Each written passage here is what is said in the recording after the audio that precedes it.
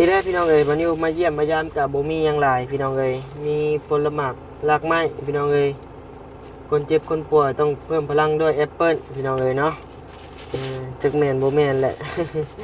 จักสิกินได้บ่ได้พี่น้องเอ๋ยกินบ่ได้ก็คนเผาซะเนาะพี่น้องเนาะทางบัตตากับเอื้อยกินได้ก็เก่าเบิดฤทธิ์ยาหมดแล้วนะเพิ่นชักอะไรเป็นมันโดยให้บ่นะยาปูมันกัดมันปวดเลยเนาะแต่ใจอยู่น้อยยังเจ็บปวดอยู่แม่นมากับไผเจ้ามาผู้เดียวโอ้ยความเป็นห่วงหลานเนาะ โดยเข้าใจอยู่ไกลอยู่โดยเข้าใจอยู่ทางพ่อจะมาเลยบ่ทางปู่ทางย่าเพิ่นออกรถเลยบ่ทางข้าวเราได้สันติต่อได้แล้วต่อได้ยังบ่มันต่อที่ลองตามก่อนคนที่เป็นการเฮ็ดงานโดยแล้วเด้อหาทางเจ้าเด้อที่ว่านั่นนี่แหละผู้รักผู้ใหญ่โดยกับเบิ่งซอยกันนี่แหละแต่ว่าหลักๆก็เป็นเจ้าหาเจ้าแหละเพราะว่าทางเฮาก็อีต้นอยู่ทางเอื้อยเพิ่นก็ได้เนาะแต่ว่าเฮามันเป็นแบบ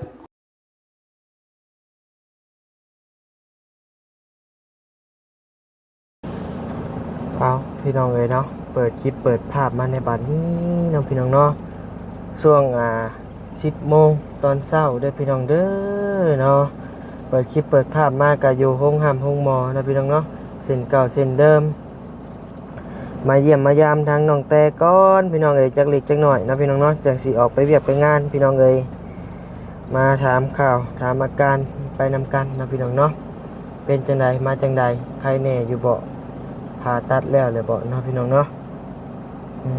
ได้เข้าห้องผ่าตัดแล้วบ่เนาะพี่น้องเนาะหรือว่าแนวใดพี่น้องเอ้ยนี่แหละมาเยี่ยมมายามกันพี่น้องเอ้ยบ่มาเยี่ยมกันยามนี้จักสิเยี่ยมกันยามใดเนาะพี่น้องเนาะทางบ่าวนิวก็เดินทางมาผู้เดียวเด้อพี่น้องเอ้ยเดินทางมาผู้เดียวทางบ่าวบี้เพิ่นออกไปเวียกไปงานอยู่ทางสวรรค์ว่าซั่นเนาะไปซื้อโทรศัพท์ใหม่ว่าซั่นมาถ่ายคลิปนี่แหละพี่น้องเอ้ยพอดีโทรศัพท์เครื่องเก่าเพิ่นมันก็เป็นiPhone แน่แล้วก็มันก็ถ่ายคลิปนั่นนี่ก็บ่สะดวกปานใดมันก็ลงคลิปยากเน็ตช้านั่นนี่หลายอย่างพี่น้องเอ้ยก็เลยเพิ่นว่าเพิ่นสิไปซื้อโทรศัพท์ก่อนว่าซั่นกำลังสิเดินทางมานะพี่น้องเนาะทางบ่าวนิวก็เลยว่ามันจังบ่เป็นการเสียเวลาก็เลยว่าออกมาก่อนนะพี่น้องเนาะมาเพิ่นมาผู้แหละจังสิลบเข้าไปเอาเพิ่นใหม่นะพี่น้องเนาะนี่แหละพี่น้องเอ้ยวันนี้มาเยี่ยมมายามกับบ่มีหยังหลายพี่น้องเอ้ยมีผลหมากรากไม้พี่น้องเอ้ยคนเจ็บคนป่วยต้องเพิ่มพลังด้วยแอปเปิ้ลพี่น้องเอ้ยเนาะจักแม่นบ่แม่นแหละ จักสิกินได้บ่ได้พี่น้องเอ้ยกินบ่ได้ก็คนเผาซะนะพี่น้องเนาะถ้ากินได้ก็มีวิตามินไปอีกอย่างนึงพี่น้องเอ้ยมาก็เห็นทั้งบัตตามาฮอดแล้วพี่น้องเอ้ยมาก่อนอีกพี่น้องเอ้ยนี่แหละรถเพิ่นจอดข้างๆกันนี่แหละเนาะเนาะทางบ่าวนิวก็ขอกราบทักทายสบายดีพ่อแม่พี่น้องหมดทุกผู้ทุกคนเด้อเนาะที่เข้ามารับชมคลิปบ่าวนิวโดยตลอดมาเนาะบ่าวนิวก็ยินดีต้อนรับเข้าสู่ช่อง YouTube บ่าวนิวสะพานบุญเด้อพี่น้องเด้อเนาะช่วงนี้ก็วนเวียนแต่อยู่กับโรงหมอพี่น้องเอ้ยแม่น้องเทพก็หาแต่ได้ลำลาจากหมอวังใดนี้นะพี่น้องเนาะมาอีกกับน้องแต่อีกบาดนี้พี่น้องเอ้ยแต่ว่าทั้งสาแต่นี่ก็เป็นรุ่นเอื้อยบ่นิวเนาะแต่ว่าเอิ้นในนามพ่อแม่พี่น้องที่ได้เบิ่งเนาะบ่นิวก็เอิ้นน้องซะนะพี่น้องเนาะมันจึงได้ม่วนหูม่วนหยังแน่พี่น้องเอ้ยแต่ว่าในนามบ่นิวเอิ้นแท้ๆก็เป็นเอื้อยแหละเป็นสาแต่นั่นนี่ก็ว่าไปพี่น้องเอ้ยไปพี่น้องเอ้ยเนาะว่าลายแยกกันห่างพี่น้องเอ้ยพุ่นแล้วเนาะลงไปถามข่าวเป็นอยู่จังใดพี่น้องเอ้ยอาการใครแน่แล้วบ่ได้เข้าห้องผ่าตัดแล้วบ่เรียบร้อยแล้วบ่เนาะโดยปะน้องพี่น้องเนาะทางเคสน้องแต่หรือว่าอันนี้ก็น่าสงสารอยู่ได้เนาะพี่น้องเนาะเพราะว่าคนที่ว่าบ่มีพ่อมีแม่เนาะพี่น้องเนาะบ่มีผู้รักผู้ใหญ่นุนคำนำสู้หรือว่าบ่มีผู้ใหญ่คอยซัพพอร์ตนะพี่น้องเนาะสิมาเขาหมอเจ็บเป็นนี่ก็โอ้ยุ่งยากแฮงพี่น้องเอ้ยเนาะ จากผู้ใดสิเซ็นจากผู้นั้นสิเซ็นพี่น้องเอ้ยจากผู้ใดสิรับผิดชอบค่าใช้จ่ายก่อนนะพี่น้องเนาะมันก็หลายเรื่องหลายราวพี่น้องเอ้ยถ้าว่าเรื่องมันเป็นแล้วก็ยุ่งยากพี่น้องเนาะเอาว่าหลายยายห่างพี่น้องเอ้ยผู้แหละลงไปลุมไปถามข่าวนะพี่น้องเนาะโดยพี่น้องเอ้ยฮอดแล้วเนาะและห้องหมอพี่น้องเอ้ยห้องหมอเดียวกันกับที่บ่นิ้วพาแม่น้องเทพมาเลยพี่น้องเอ้ยเนาะ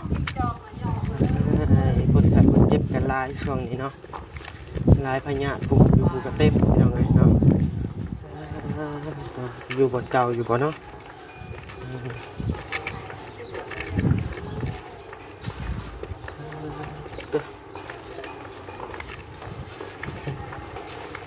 เป็นจังไดเป็นอยู่จังไดนะพี่น้องเนาะใช่โอ้โดยบ่ต้าสบายดีใช่อันนี้ก็ยูทูบเบอร์ได้นี่เนาะโดยสบายดียังเลยไว้หน้ามาทางนี้ใช่ไหมโดยสบายดีเด้อทางบ่ต้ากับเอื้อยเพิ่นพี่น้องเอ้ย เก่าเบิดฤทธิ์ยาเงินแล้วนะเพิ่นชักอะไรเป็นนึง โดยหายบ่นะ ยาปูมันกัดมันปวดเลยเนาะแต่ใจอยู่น้อยยังเจ็บปวดอยู่ แม่นมากับไผเจ้ามาผู้เดียวโอ้ยควรเป็นห่วงหลานเนาะ โดยเข้าใจอยู่ไกลอยู่โดยเข้าใจอยู่ขนาดว่าเฮาอันรถใหญ่แท้ๆก็ยังขึ้นย่านเนาะนำทางเนียบนี่แหละนี่เฮาบ่ตำเพิ่นก็ตำเฮานี่ระวังไว้แล้วดีสุดเนาะเพราะว่ามันก็บ่ได้จำเป็นถึงขนาดนั้นที่ว่าจนว่าบ่มีคนแย่งเบิ่งคนแย่งเนาะ หลายคนอยู่ หลายคนอยู่ระวังเอาก่อน โดยไผอดข้าวน้ำกินได้น่ะ ผู้เตนะเพิ่นบ่ให้กินผู้เต โดย แต่ผู้ผัวนี่ โดย ต้องกินได้ ข่อยหันอยากให้กินเพราะว่าเฮาเป็นคนเบิ่งเมีย แม่นต้องกินได้ ไปลงนำกันไปสิเบิ่งก็แม่นอยู่เฮาก็เนาะก็เป็นแม่ก็มันก็ โดย เป็นที่ว่าได้แล้วนี่กับป้าลูกหลานก็บ่ได้บัดนี้กับป้าพาเย็นให้น้องกิน อันมักไหม้เด้อถ้าคนเจ็บกินบ่ได้ก็คนเฒ่าหั่นแหละ โดย มันหาเฮ็ดได้เนาะ เป็นได้อดเอาเนาะ โอ้ยพี่น้องเอ้ยสู้ๆคนเก่งอยู่เนาะ ได้ก็ต้องสู้ไปแล้วเฮ้ย คนเก่งอยู่ บ่มียุ่งบ่ ก็มันก็มีนะ อืมส่งเสื้อหน้าแพรก็เอามาอยู่บ่โดย จะเก็บโตให้อันครูอันชื่อคนอันชื่อเพื่อนแหละมาให้เพราะว่าเขามานำหลังเพิ่นอีก ติดทางพ่อจะมาเลยบ่ทางปู่ทางย่าเพิ่นออกรถเลยบ่ ทำข้าวเราได้สันติต่อได้แล้ว ต่อได้แล้วมันก็ที่ลองตามก่อนคนที่เป็นการเรียนงาน โดย ในหน้า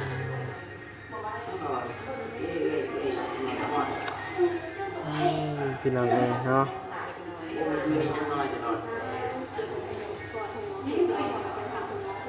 ใช้เพลงเกมรถนี่บ่มีลิขสิทธิ์บ่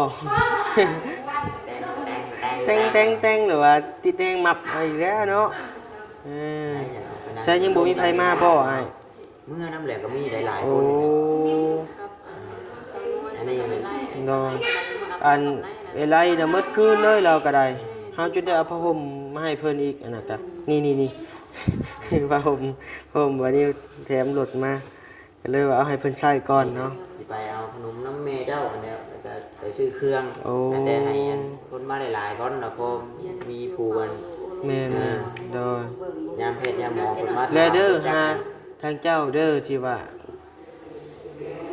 นั่นนี่แหละผู้รักผู้ใหญ่ มันกันนำกันนี่แหละเนาะ โดยกับเบิ่งซอยกันนี่แหละแต่ว่าหลักๆก็เป็นเจ้าหาเจ้าแหละ เพราะว่าทั้งเฮากับอีต้นอยู่ทางเอื้อยเพิ่นก็ได้เนาะแต่ว่าเฮามันเป็นแบบคนบ่ฮู้ข้างนอก คนนอกซะเนาะนั่นนี่ก็ แค่ชีว่าเรื่องนอกข่อยก็เป็นคนนอกคือกันเนาะ แม่นแต่ว่าจะอยู่ใกล้เด้ แม่นแต่เฮาก็เบิ่งไปเฮาแม่นแม่น ฉะนั้นแห้งๆก็คือว่าบ้านก็ไม่เท่าเพิ่นนี่แหละ โดย คนแบบเป็นรักตัวชิแหลงนำเป็นบ้านอย่างมากก็ได้บ่ว่าเฮาเว้าแบบนี้บางทีมันบ่ถูกใจเพิ่นเลยเนาะ โดย คันเฮาเป็นเอื้อย มีแต่หานี่แหละเนาะเบิ่งแย่งซอยกัน เฮาก็ต้องเบิ่ง ทางป้าเพิ่นไปไส โอ้กรณีมาแหละสิค่ะเพิ่นไปอยู่อันนั้นแหละตัวบ้านแค่หมอเพิ่นก็ถามเฮาบ่ทำใจนั่นจะมีเพิ่นก็บ่อยากจะได้ย้าย แม่น เฮาก็ต้องไปวันนี้ปูว่าสิใจนั้นทำนั้นมา เพิ่นยังบ่มาบ่ เพิ่นกำลังมาเพิ่นน่ะ เบอร์นั้นนี่มีอยู่บ่ เพิ่นก็เอาตำรวจไปเช็คบอลเกิดอุบัติเหตุนู่นนี่นั่นเด้ โดย กล้องวงจร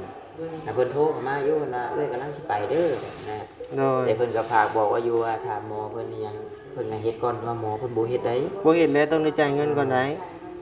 เพิ่นก็บ่กล้ากันนะเนาะ แม่น เพิ่นโทรเพิ่นจะทางยาไปกวดให้ก่อน ถ้าว่าเฮามีประกอบประกันนั่นนี่ได้อยู่ เอาไปเฮ็ดไปแล้วบัดไปอันนี่ว่าเนาะ แม่น ต้อง บ่ มี ฮู้คนรับผิดชอบเป็นอย่างอีกนั่นนะ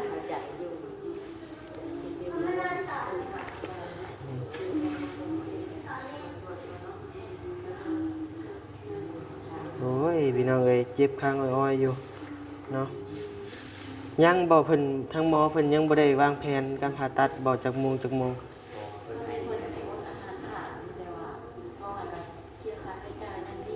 นอน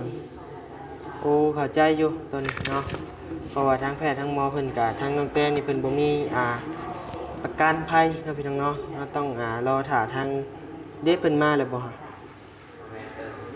แม่นบ่รถดำบ่อืม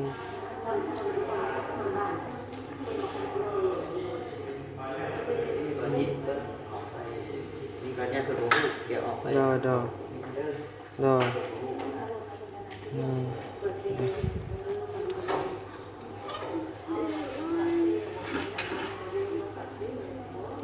เจ็บบ่อืมยังไงถ้าอยู่บ่วาสลีนชบนะ อย่าบ่ได้กินน้ำ แม่นแหละเพราะว่าเพิ่นรอการผ่าตัดเพิ่นบ่ให้กินหยังนะอืม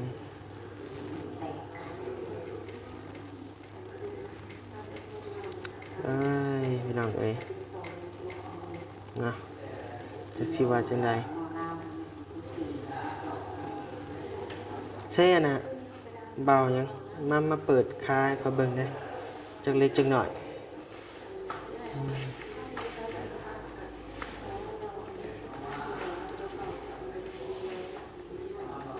โอ้มันเย็นบ่เย็นเลยปิดรถอืม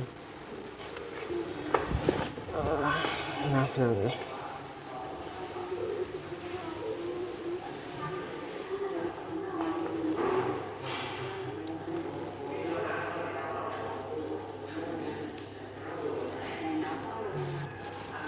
คนเจ็บรถห้างโอ้ยอยู่คนบ่เจ็บกับบ่ฮู้สิซอยยังได้พี่น้องเอ้ย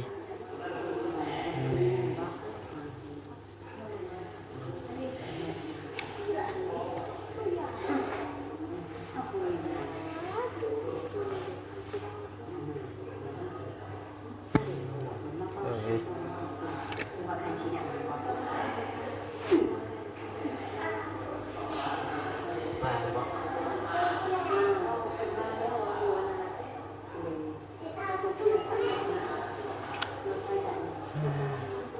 ทางบาเซนนั่นนี่ก็มาแล้วพี่น้องเอ้ย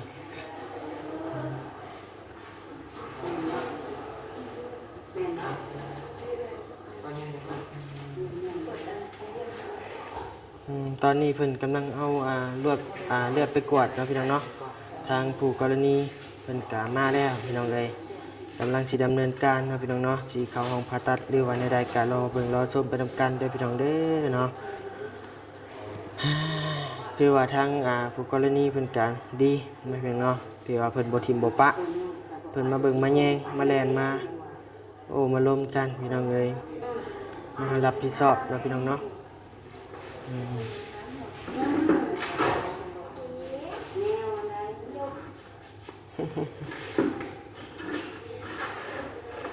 แล้วอันนี้เอาออกมาพี่จำบกรีดพี่น้องเอ้ย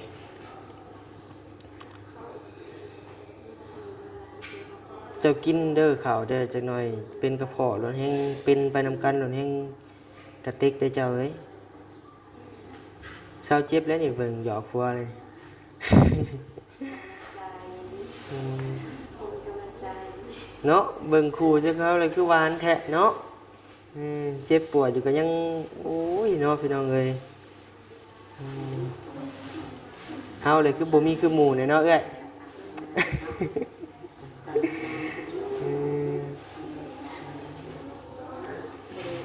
นี่แหละพี่น้องเอ้ย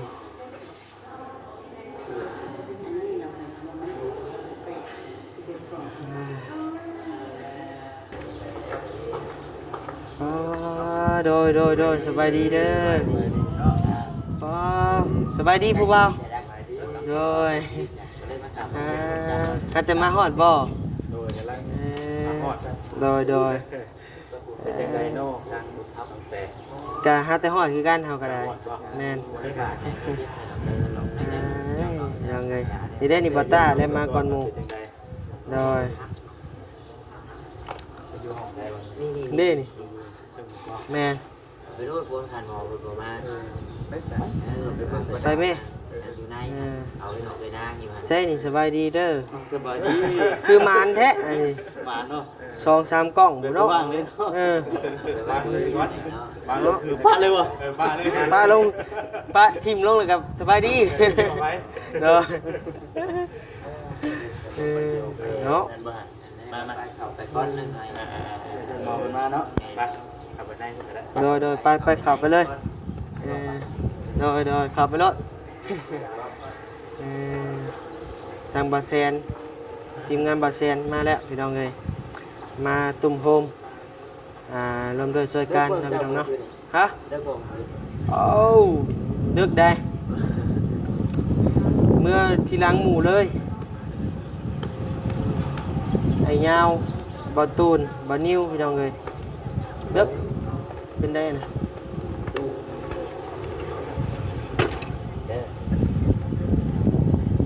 เอาเนาะพี่น้องเนาะทางบานิวกะสิได้กลับออกก่อนเนาะพี่น้องเนาะเดี๋ยวสิไปเวียกไปงานก่อนพี่น้องเอ้ยจะสิไปทางใดแหละสายฟ้าบ่หรือว่าได้หน่อยเนาะพี่น้องเนาะเพราะว่ามีทางคุณใหญ่อยู่ในเชโนเฮานี่แหละพี่น้องเอ้ยเพิ่นฝากเสียงรอไปเบิ่งไปชมกันอยู่พุ่นแหละเนาะพี่น้องเนาะจักสิไปทางใดรอเบิ่งรอชมนำบัดนี้เลยเด้อพี่น้องเด้อเนาะแต่อาการของน้องแต่กัดสาหัสลงกว่าเก่าเนาะพี่น้องเนาะเจ็บปวดรวดร้าวพี่น้องเอ้ยต้องได้เข้าห้องผ่าตัดหรือว่าใดๆต้องรอเบิ่งรอชมนำกันเนาะพี่น้องเนาะมาเยี่ยมมายามทางบัดนี้ก็ได้บ่มีหยังพี่น้องเอ้ยมาให้กำลังใจน้องเพิ่นเนาะพี่น้องเนาะมากับมาพ่อกับทางบอต้าแน่ในการทีมงานบอแซนนี่แหละพี่น้องเลยก็ดีแล้วแหละเนาะเพิ่นมาอบอุ่น